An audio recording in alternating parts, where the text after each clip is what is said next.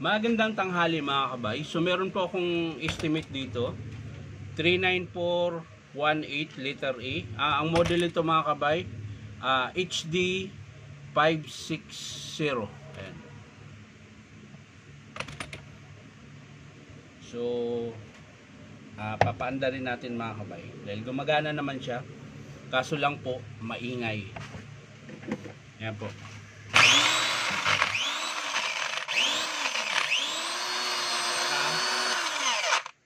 Pag hinawakan nyo yung dulo, hindi na po naikot.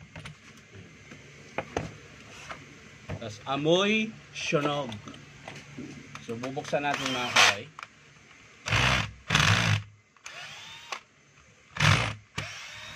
Kung anong dahilan.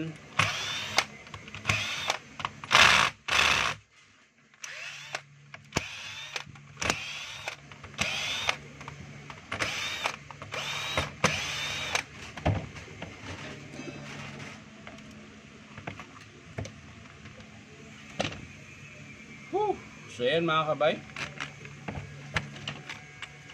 Kaya po siya umiikot na lang mga kabay dahil sira po yung bearing housing.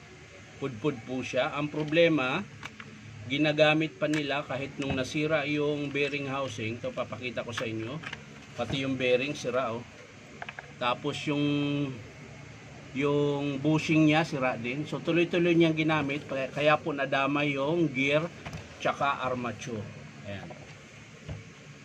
So imbis na ang sira niya mga kabay ay tawag nito. Imbis ang sira niya ay bearing housing lang.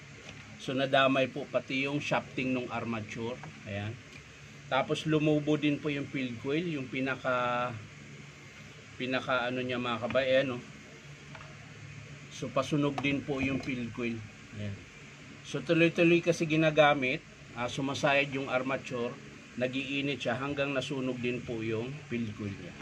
So para na siyang bumiling bago nito mga kabay. Kasi biruin mo, magpapalit ka ng field coil, papalit ka ng armature, bearing housing, spindle. Ayun ang natira na lang sa iyo mga kabay, i-chuck na lang po, tsaka switch, tsaka carbon brush. Ayan. So para na siyang bumiling bago. So, pag mga ganito mga kabay, mas maigi pang bumili ka ng bagong unit. Ayan. So, meron naman po tayong 1/2 capacity. DeWalt po, mas maganda po yung DeWalt. Kumpara mo sa Black & Decker. 3.5 yata po yung presyo. Ayan. So, sa mga gustong bumili ng original na DeWalt mga kabay, DeWalt Stanley, ayan. Punta lang po kayo dito sa 530 T. Alonso, Santa Cruz, Manila. Ayan. Hanapin nyo lang po yung Powerman Hardware. Makakabili ka na po ng sigurado na original na barina. So yan lang mga kabay. Hindi ko na po ipapakita kung paano buuin. Sigurado ako hindi na rin ito i-approve. Kaya hanggang dito na lang po ang aking estimate. Ayan. So ulitin ko mga kabay. Armature. Ito po yung armature. Field coil. Bearing housing. Spindle gear. Yun po yung papalitan sa unit na to. Plus bearing pa dito mga kabay, 608.